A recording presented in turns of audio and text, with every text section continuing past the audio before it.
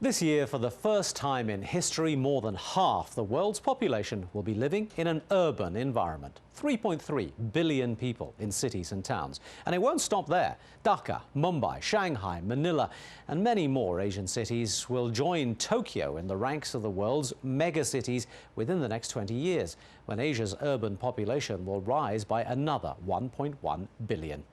I'm Taimur Nabili, and on this edition of 101 East, we ask, will the new urban arrivals necessarily find a better life amid the bright lights?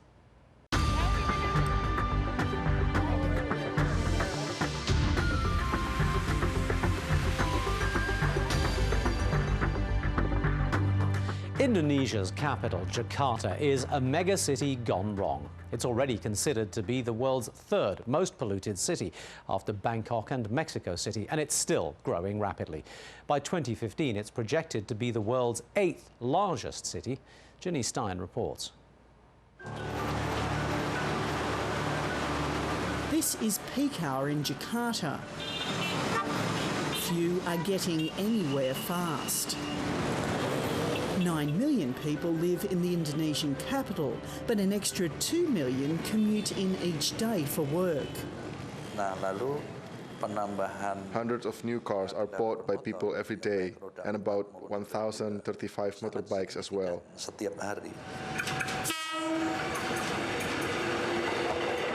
In just the last 30 years, the city has seen a tenfold increase in population.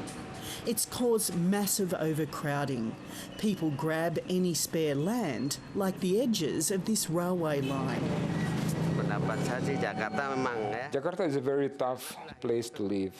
We work very hard and it is tough to live here.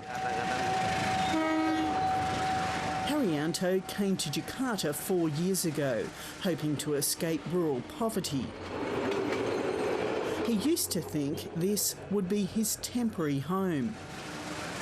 The authorities regularly try to evict him, but he's got nowhere to go.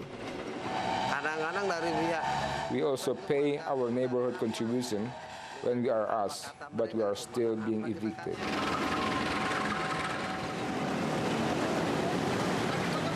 SUTIYOSO, the former governor of this chaotic city, set up Jakarta's version of a mass transport system, the busway.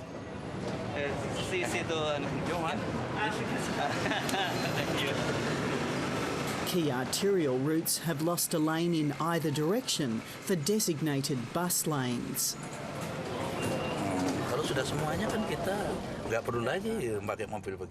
When it's finished, we won't have to use private cars anymore. We will be able to go everywhere by public transport. But it takes time, because we do everything on our own. The central government hasn't helped at all. But this grand design has struck teething problems. Only a small proportion of the promised buses have been delivered.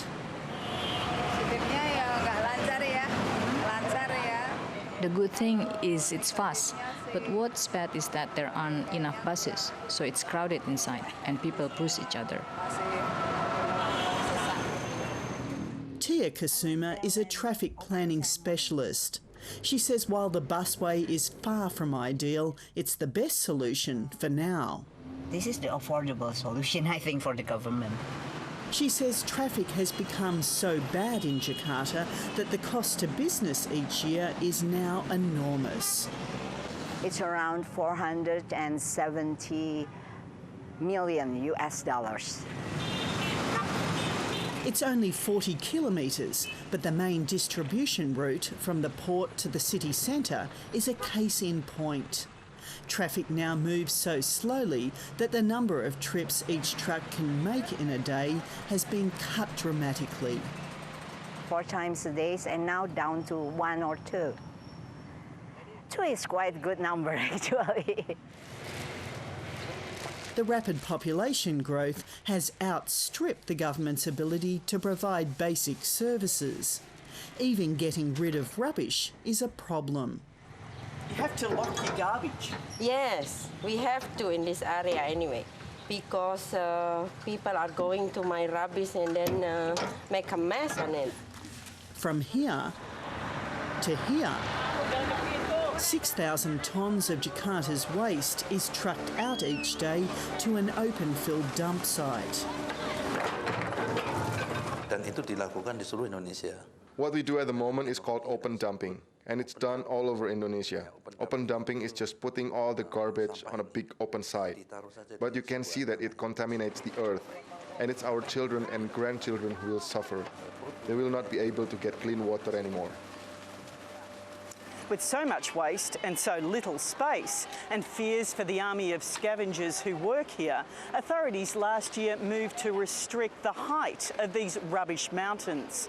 A 12-metre limit has been set. That's the height of a 3-storey building. But that height restriction is a rule routinely broken at this 24-hour operation, leaving scavengers at risk of being buried alive in rubbish.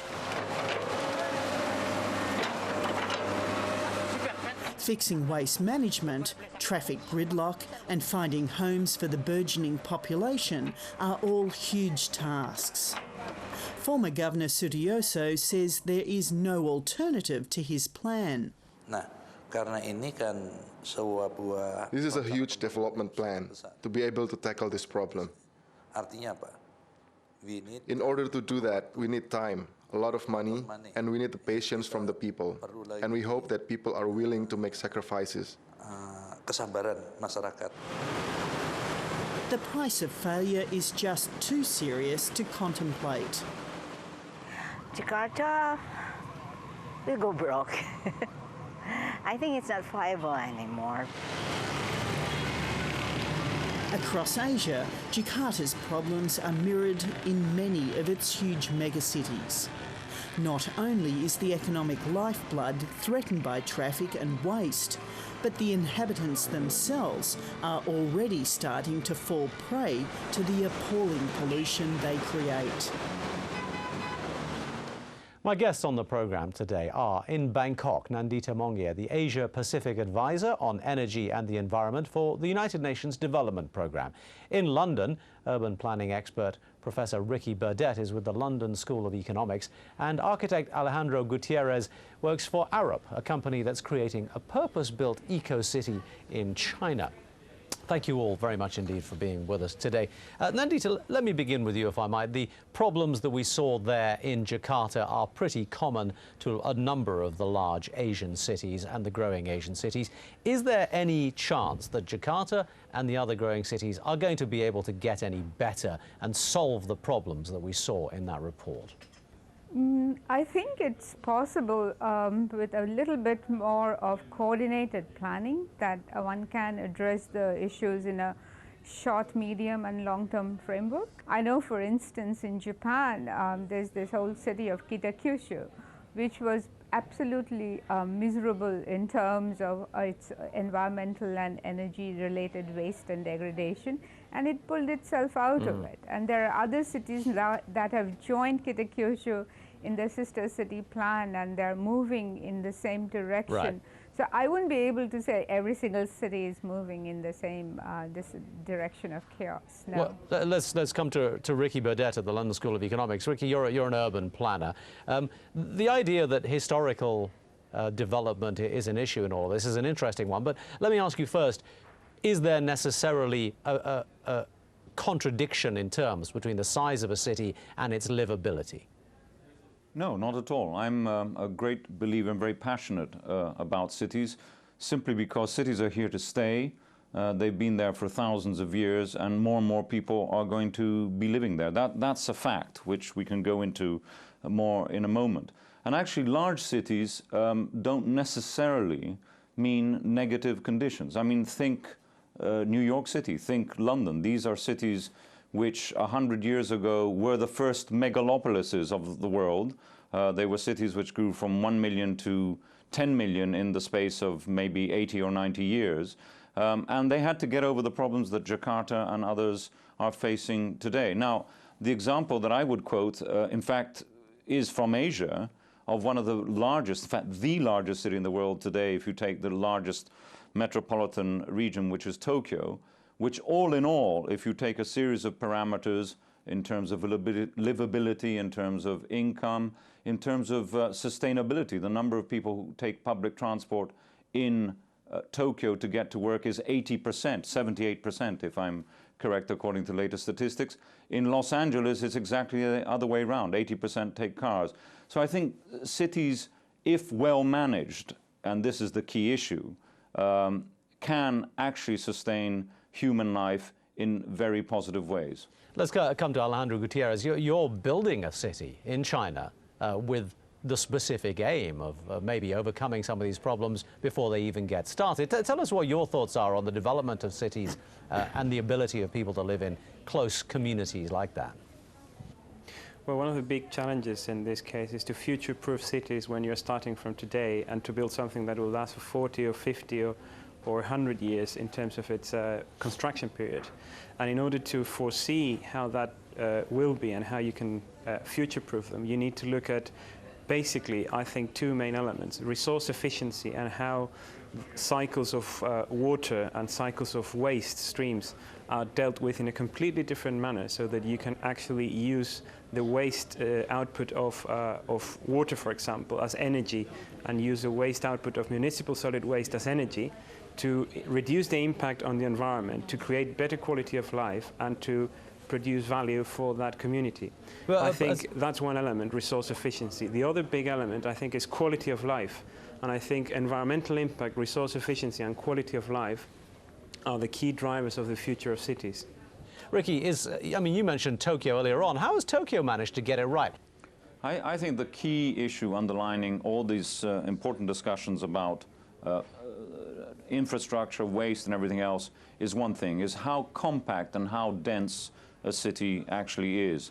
Tokyo got around this issue of transport because even though it happens to have 35 million people, it has them in a relatively contained, and I mean that it's a relative term, area. It's not like, say, Mexico City or some of the other ever-expanding cities that you can't ever see the edge on. And now, if a city continues to expand forever, the amount of investment you need to make in transport infrastructure, waste, electricity, and everything else is enormous. If you bring people more together and you manage that well, and that's where I would use even Shanghai as a positive model. We'll come back to that with Alejandro in a moment, I'm sure.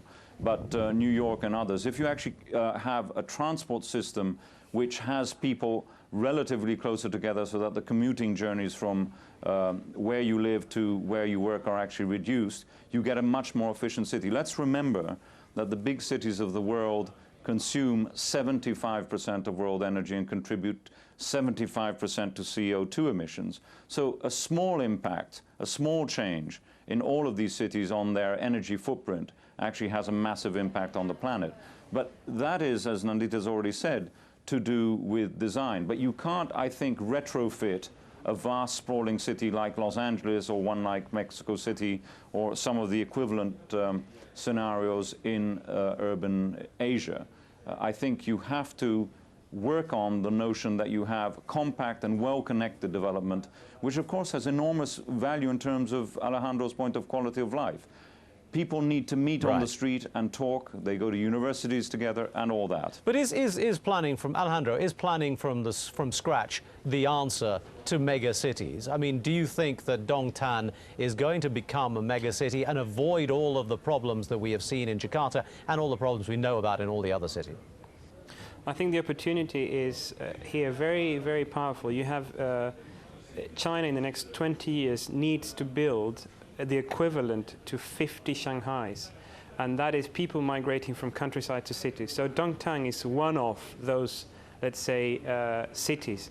And what we are basically challenged here is to produce those 50 cities in a form and with a planning integration and with an understanding of competitive advantages for cities compared to other cities in the world that actually can help that city and that region to grow healthy, to have a possible life for people and to have an enjoyable life for people. Okay, we will take a short break there and we'll return in just a couple of minutes with more 101 East.